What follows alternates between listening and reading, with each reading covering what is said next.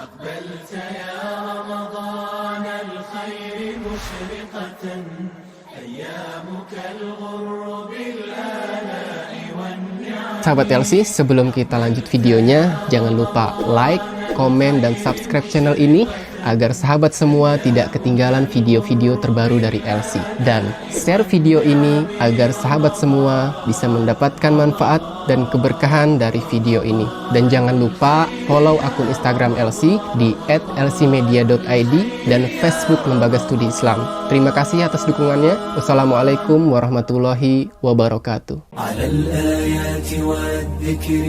وفي فيض من العطر هنا رمضان مدرسة تنير مآثر الفكر على الآيات والذكر وفي فيض من العطر هنا رمضان مدرسة تنير مآثر الفكر هنا رمضان مفتاح ودرب جاد بالخير يعانقنا فيمنحنا جمالا مشرقا يسري جمالا مشرقا يسري.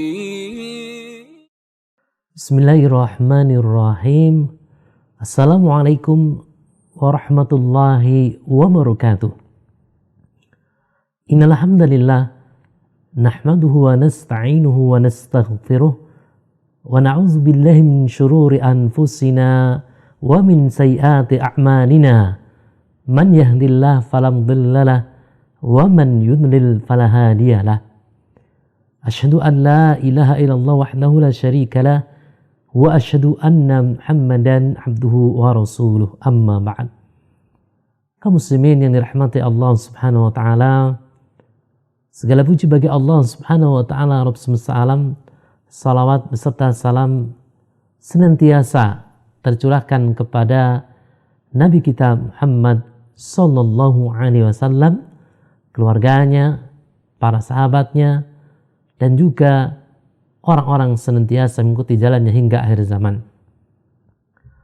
Kaum muslimin yang dirahmati Allah Subhanahu wa ta'ala, insyaallah di kesempatan yang berbahagia kali ini kita akan membahas tema yang sangat menarik sekali, yaitu terkait dengan masalah taubat.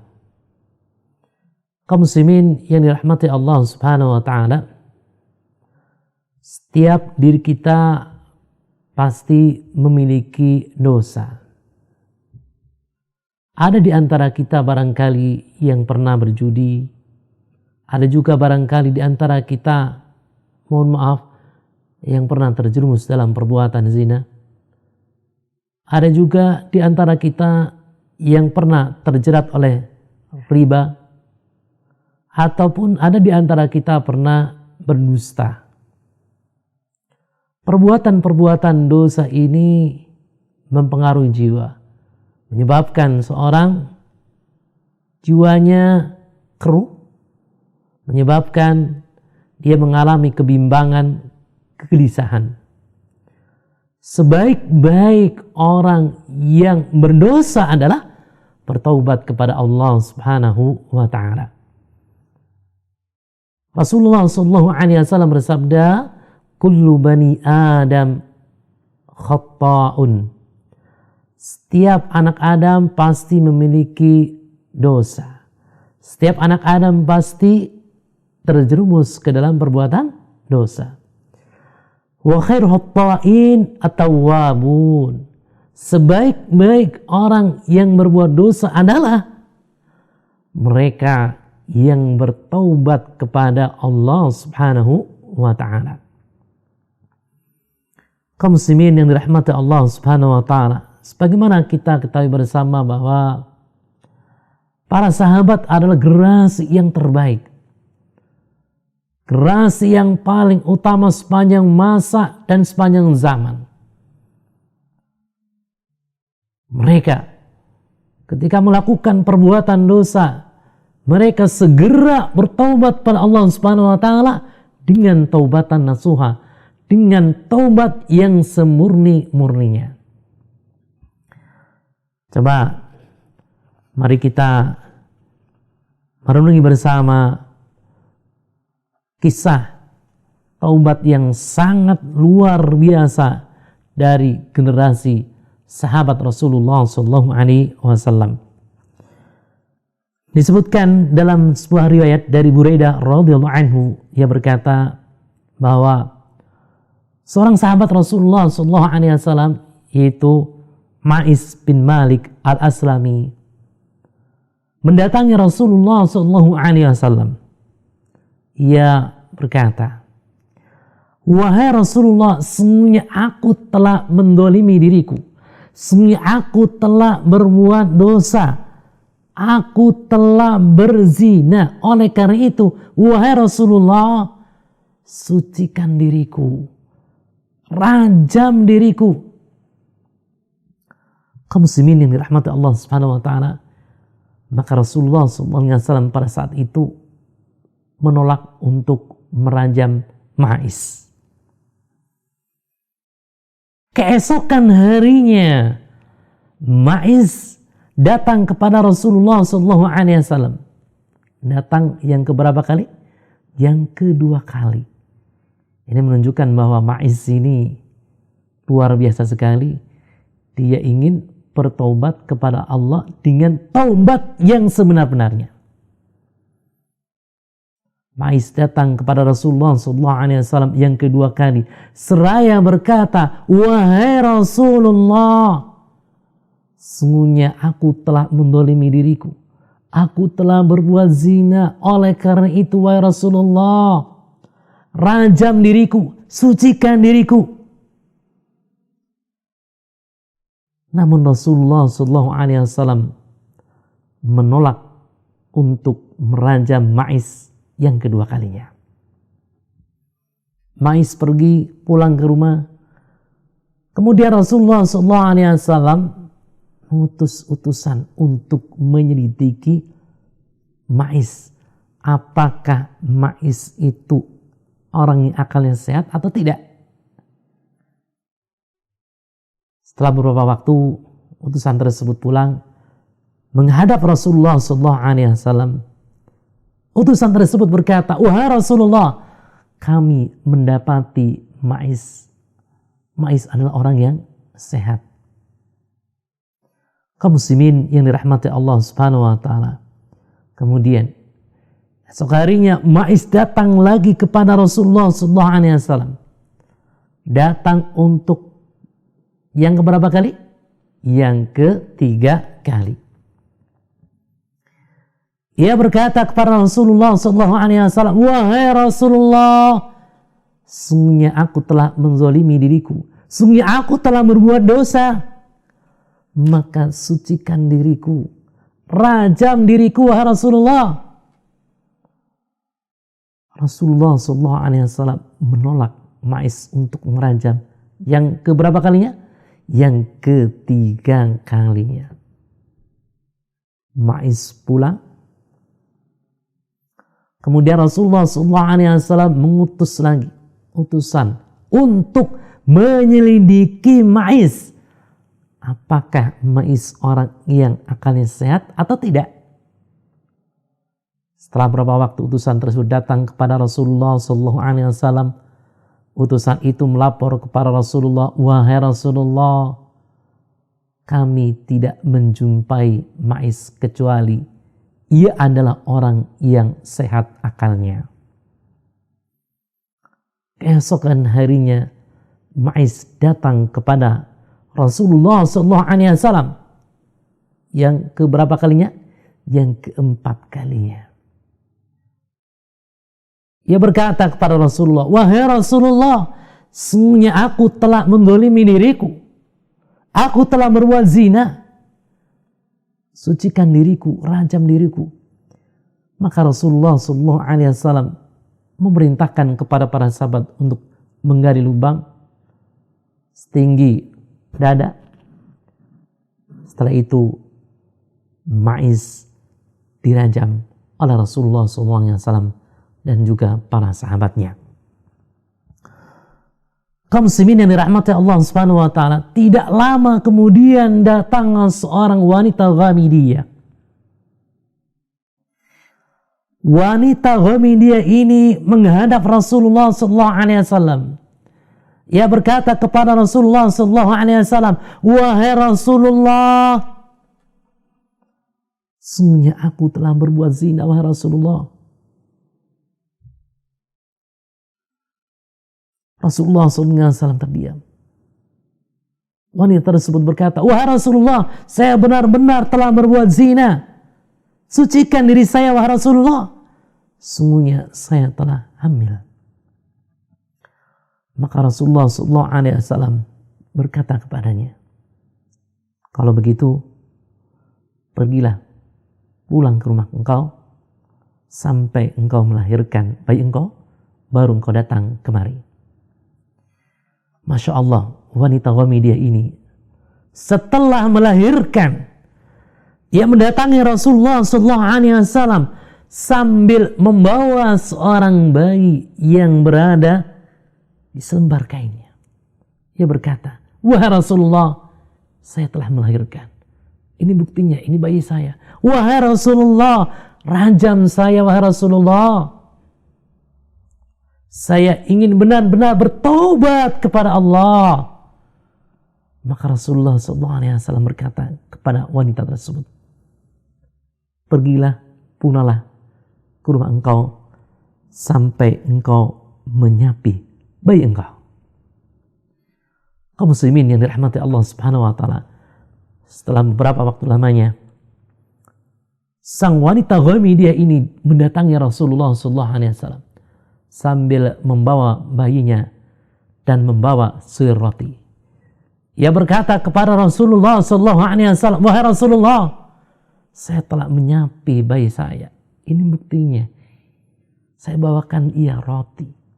Dia sekarang sudah bisa makan roti." Maka Rasulullah SAW memerintahkan kepada para sahabat untuk menggali lubang sedada. Kemudian wanita Ghamidiyah tersebut kubur, dilempari dengan batu.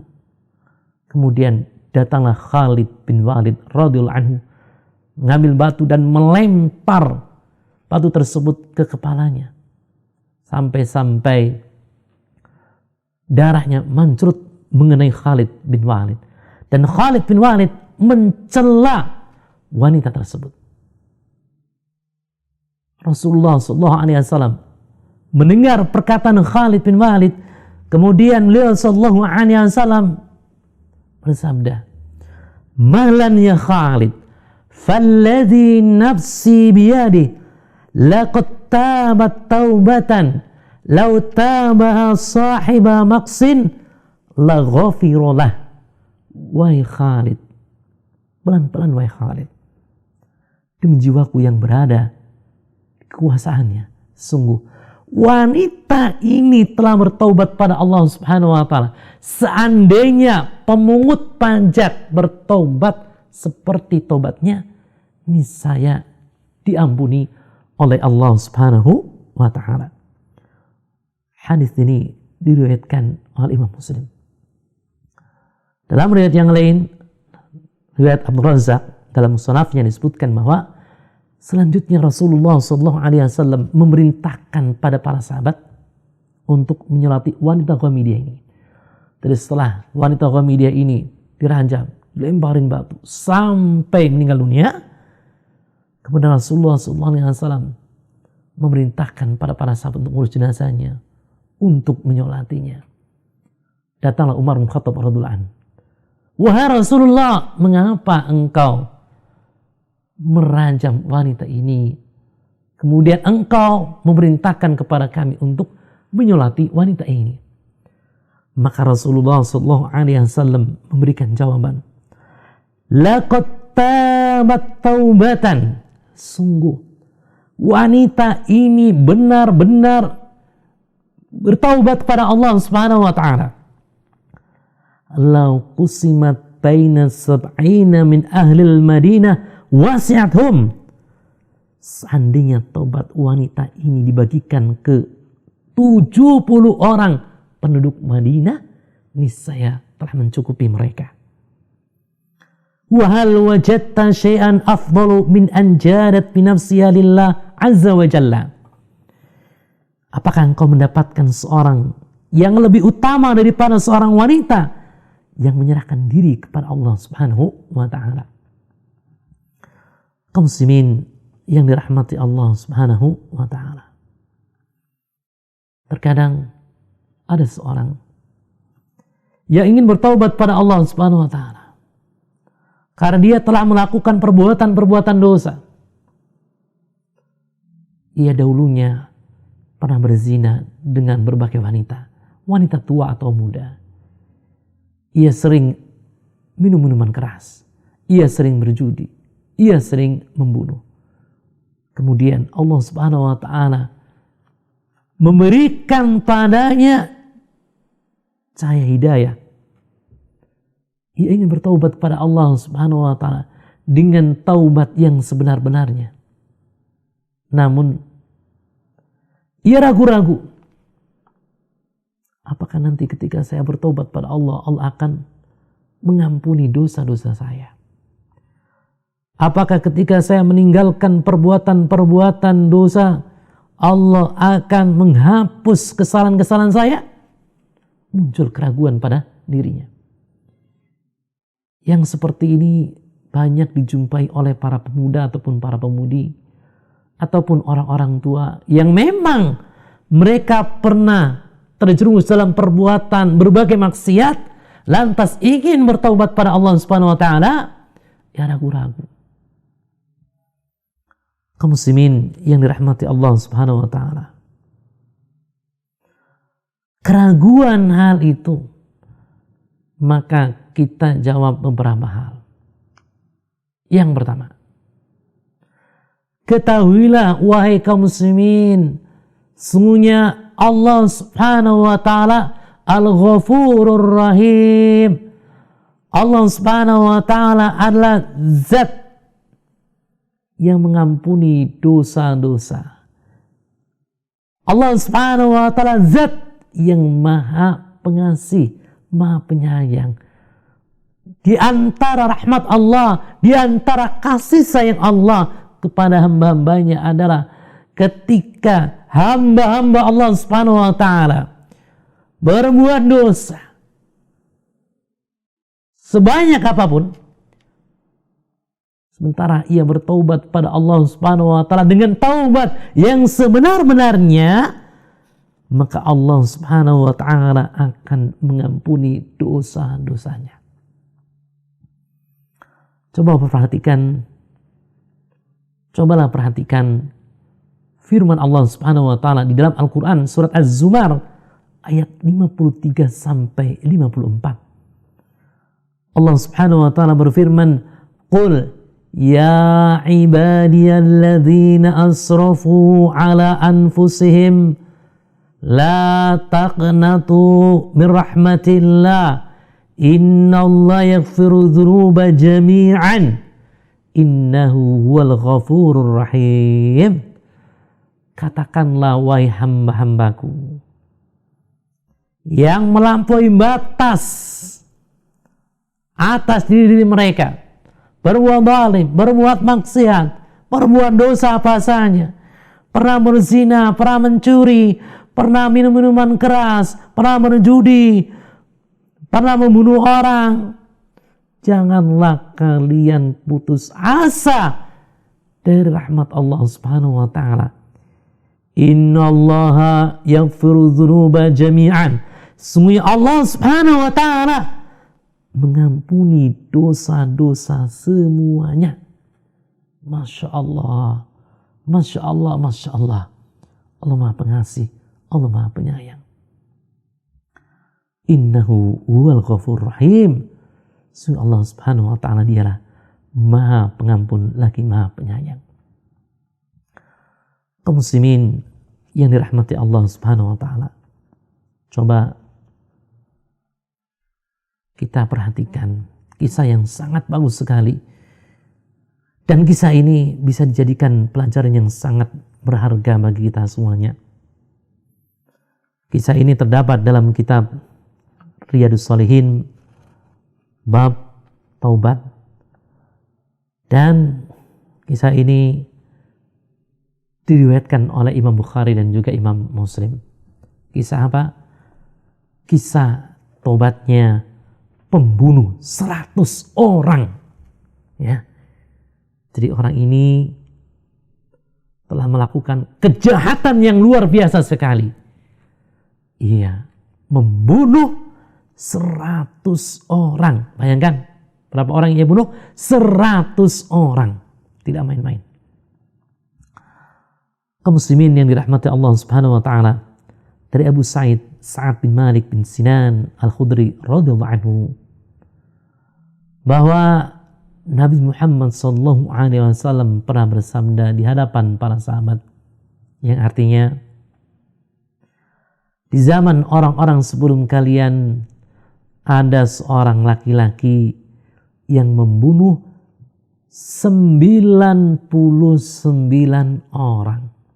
Kata Rasulullah, ada orang pembunuh berapa orang? 99 orang. Bukan 1-2 orang yang ia bunuh, bukan 10-20 orang, tapi 99 orang ia bunuh. Kemudian ia bertanya kepada orang yang paling alim di dunia, karena ia ingin bertaubat kepada Allah Subhanahu wa taala. Maka ditunjukkan kepadanya seorang rahib, ditunjukkan kepadanya seorang pendeta. Maka ia pun mendatangi pendeta. Ia berkata kepada pendeta, "Wahai pendeta, wahai sang rahib, sesungguhnya aku telah membunuh 99 orang. Apakah ada kesempatan bertobat bagiku? Apakah ada pintu taubat bagiku?" Apa jawaban sang rahib tersebut? Ia berkata, "Tidak ada kesempatan bagimu untuk bertobat." Ya.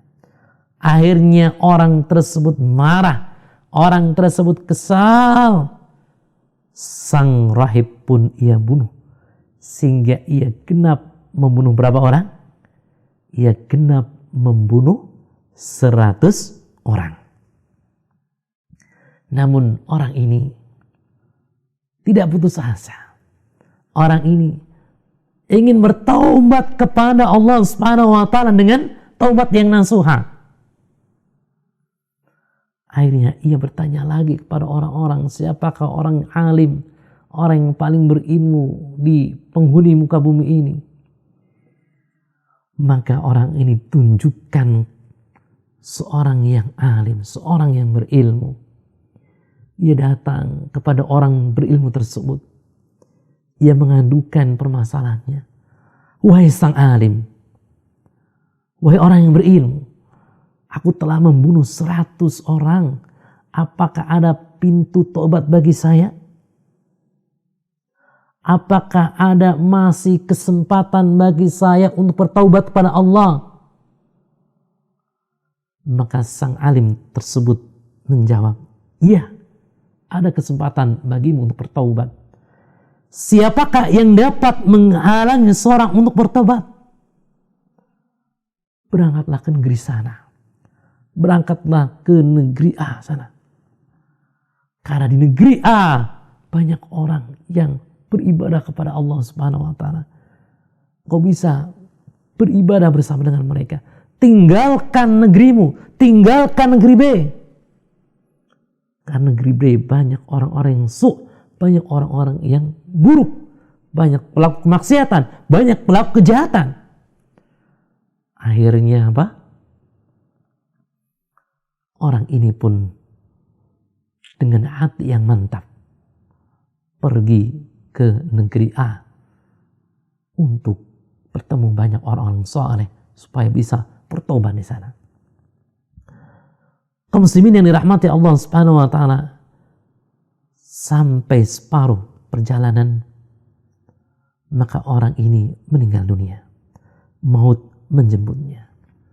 Datanglah malaikat rahmat dan juga malaikat azab, berselisih keduanya.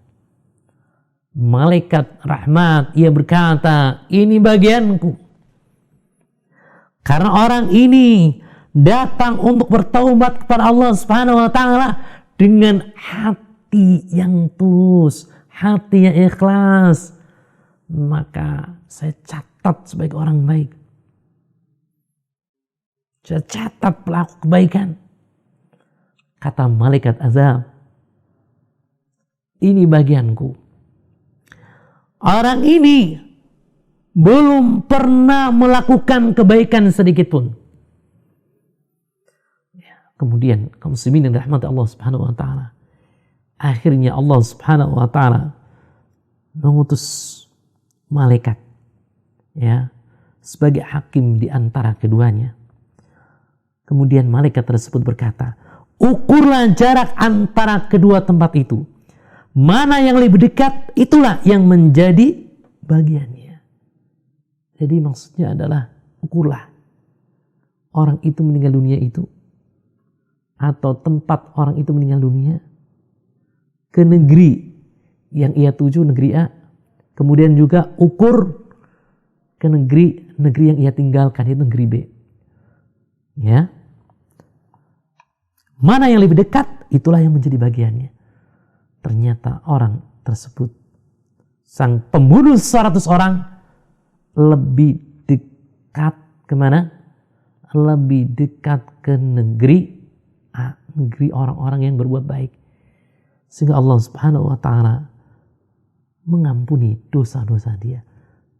Orang itu digolongkan sebagai orang-orang yang berbuat baik. Kaum muslimin yang dirahmati Allah Subhanahu wa taala, kembali lagi untuk menghilangkan perasaan ragu-ragu apakah tobat saya diterima atau tidak, atau perasaan ragu-ragu apakah nanti ketika saya bertobat Allah akan menghapus dosa saya atau tidak, maka tanamkan pada diri kita bahwa Allah Subhanahu wa taala itu Maha Pengampun, Allah Subhanahu wa taala Maha Pengasih, Allah Maha Penyayang. Sampai-sampai tadi pembunuh 100 orang pun dosanya diampuni oleh Allah Subhanahu wa taala. Kaum muslimin yang dirahmati Allah Subhanahu wa taala. Selanjutnya yang kedua, ketahuilah bahwa siapa saja yang bertaubat pada Allah Subhanahu wa taala dengan taubat yang sebenar-benarnya, Allah Subhanahu wa taala akan mengampuni dosa-dosanya. Allah akan menghapus dosa-dosanya. Allah Subhanahu wa taala berfirman di dalam Al-Qur'an surat At-Tahrim, ya ayyuhalladzina amanu tubu ilallahi taubatan nasuha. Wahai orang-orang yang beriman, bertaubatlah kepada Allah Subhanahu wa taala dengan taubat nasuha, dengan taubat yang semurni-murninya. Asa rabbukum an yukaffir ankum sayiatikum wa yudkhilakum jannatin tajri min tahtiha al-anhar. Semoga Allah Subhanahu wa taala mengampuni dosa-dosa kalian, dan Allah Subhanahu wa taala akan memasukkan kalian ke dalam surganya yang di bawahnya terdapat sungai-sungai yang mengalir. Kaum muslimin yang dirahmati Allah Subhanahu wa taala, dengan demikian ketika seorang taubat nasuha, taubat sebenar-benarnya, syaratnya kalau dosa itu terkait dengan Allah. Apa yang terkait dengan Allah? Misalkan dosa berzina, dosa riba, kemudian apalagi dosa meninggalkan sholat, dosa meninggalkan zakat, ya. Dosa terkait dengan Allah Subhanahu wa taala, ya. Maka syaratnya ada 3. Yang pertama adalah menyesal, bukan malah bangga, bukan, tapi menyesal. Itu syarat yang pertama. Syarat yang kedua, punya tekad untuk tidak mengulanginya. Syarat yang ketiga, meninggalkan perbuatan dosa tersebut. Kalau dosanya berbuat zina karena bekerja di sebuah tempat yang menyebabkan dia berzina, maka ya dia harus keluar dari tempat kerjaan tersebut ya. Cara tobatnya begitu. Kalau dosanya adalah meninggalkan sholat, bagaimana cara tobatnya? Menyesal, punya tekad untuk tidak mengulangnya. Yang ketiga, melaksanakan sholat. Melaksanakan sholat. Nah, kalau dosanya terkait dengan manusia, misalkan mengambil uang orang, ya, maka 3 syarat yang tadi, menyesal, apalagi punya tekad untuk meninggalkan, punya tekad untuk tidak mengulangi dosanya, meninggalkan perbuatan dosa tersebut, kemudian mengembalikan haknya. Artinya kalau mencuri, berarti harta yang ia curi dikembalikan kepada orang yang ia curi. Nah, kaum muslimin yang dirahmati Allah Subhanahu wa taala, ketika seorang bertaubat dengan benar-benar, Allah hapus dosanya, Allah masukkan ia ke dalam surga. Bahkan Rasulullah SAW dalam hadis yang diriwayatkan oleh Imam Ibnu Majah dalam kitab Sahih Jami' nomor 3008, beliau bersabda, "At-taibu minadz zaman la zanbalah." Orang yang bertaubat dari dosa, kedudukannya sebagaimana orang yang tidak punya dosa. Kaum muslimin yang dirahmati Allah Subhanahu wa taala, terakhir, agar kita istiqamah setelah kita hijrah, setelah kita bertaubat, jangan lupa berdoa kepada Allah Subhanahu wa taala, minta keteguhan dalam hati kita agar kita tetap berada di jalan amal saleh. Dengan doa, ya muqallibal qulub, tsabbit qalbi ala dinik. Wahai zat yang membolak-balikan hati, kokohkan hatiku pada agamamu. Ya musarrifal qulub, sarrif qalbi ala ta'atik. Wahai zat yang mengarahkan hati, arahkan hatiku pada ketaatan padamu. Demikian apa yang kami sampaikan, mudah-mudahan bermanfaat. Semoga Allah Subhanahu wa taala senantiasa menganugerahkan kepada kita hidayah, sehingga kita senantiasa minta ampunan dan bertaubat kepada Allah Subhanahu wa taala sebelum kita jemput oleh ajal. Assalamualaikum warahmatullahi wabarakatuh. على الآيات والذكر وفي فيض من العطر هنا رمضان مدرسة تنير مآثر الفكر على الآيات والذكر وفي فيض من العطر هنا رمضان مدرسة تنير مآثر الفكر هنا رمضان مفتاح ودرب جاد بالخير يعانقنا فيمنحنا جمالا مشرقا يسري جمالا مشرقا يسري